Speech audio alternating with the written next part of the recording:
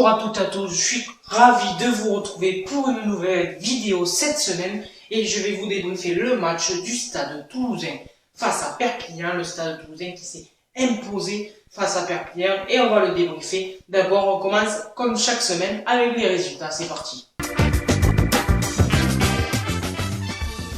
Voici les résultats de cette deuxième journée de top 14. On commence avec Montauban qui s'inclinait à domicile 18-25 face à Lyon, ensuite Bayonne qui s'est imposé à domicile 26-23 face à Montpellier. La section paloise qui a écrasé le Stade français 34-10. La Rochelle qui a gagné contre Clermont 34-16. Ensuite le Stade toulousain qui s'est imposé 31-13 face à Perpignan. Toulon qui s'est imposé durement face à Castres 16-12. Et le Racing qui s'est imposé 44-32 face à l'Union Bordeaux-Bègles. Voici les résultats de cette deuxième journée de top 14 et on enchaîne avec le débrief, c'est parti. Le débrief, alors le Stade Toulousain qui s'est imposé face à Perpignan 31-13, on le débrief maintenant. Perpignan démarre fort et ouvre le score grâce à Alan 3-0. Mais c'est Toulouse qui réagit par deux essais signés Barassi et Flamand. Transformé par Thomas Ramos pour prendre l'avantage 14-16. Les Catalans ne lâchent rien et répliquent avec un superbe essai en contre conclu par Hick. 14-13, juste avant la pause, Ramos ajoute une pénalité pour donner un peu d'air aux rouges et noirs. À la mi-temps, le Stade Toulousain rentre au vestiaire 17-13 face à Perpignan. Et regardez l'essai de Pierre-Louis Barassi. Nouveau lancé pour Cramont. Nouvelle combinaison, nouvelle animation avec Gourgue qui va défier Cochard. Il le renverse. Calvin Gourgue, ils sont rentrés dans les 22 mètres les Toulousains. Et ça enchaîne avec Roumat, avec Mercler désormais. Ils ont de la vitesse les Toulousains. Ntamak pour Barassi. Le voilà le premier essai du match. Il est signé Pierre-Louis Barassi sur cette offensive toulousaine. Voici le bel essai de Pierre-Louis Barassi. Au retour des vestiaires, Toulouse hausse le ton. Delibes marque en coin après une belle inspiration de Romain Tamac. Puis Verger conclut une longue séquence dans l'embut catalan avec les transformations de Ramos puis de Romain Tamac. Les rouges et noirs prennent le large. Perpignan sanctionné à répétition, 16 fautes, dont un carton jaune pour Diaby. N'arrive plus à rivaliser, les Catalans tentent quelques contres, mais manquent de précision.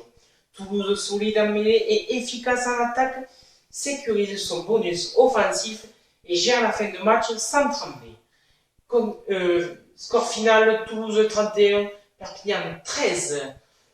Conclusion, Toulouse bousculée avant la pause a su hausser le rythme en seconde période pour s'imposer avec le bonus offensif face à une vaillante équipe de Perpignan 31-13. Je vous laisse avec l'essai de Clément Verger et on se retrouve pour les infos rugby. C'est parti.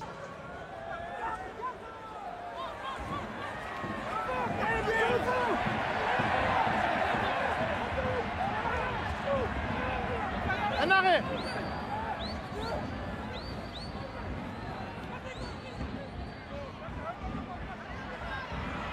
Jeu.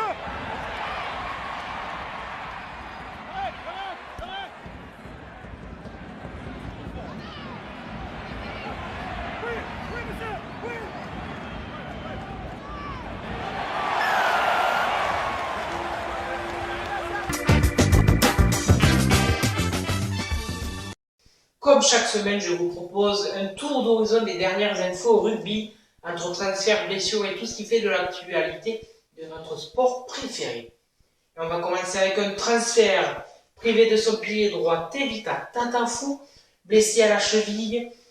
Bayonne cherche un joker médical, avec seulement Setiano opérationnel et Pascal Cotet en reprise. Le club va tester prochainement un joueur dont l'ancien colombien Marco Fepuley, qui fait partie des profils ciblés par le club. Voilà pour les transferts.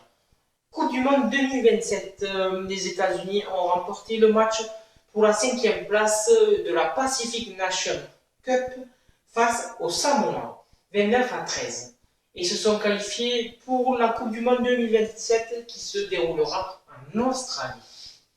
Retraite.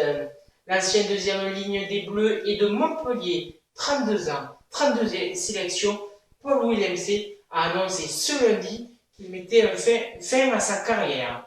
Il n'avait plus joué depuis le 5 octobre en raison de multiples commotions cérébrales. Voilà pour les infos au rugby. Et c'est la fin de la vidéo. Je vous retrouve la semaine prochaine pour un nouveau débrief. D'ici là, portez-vous bien. Ciao.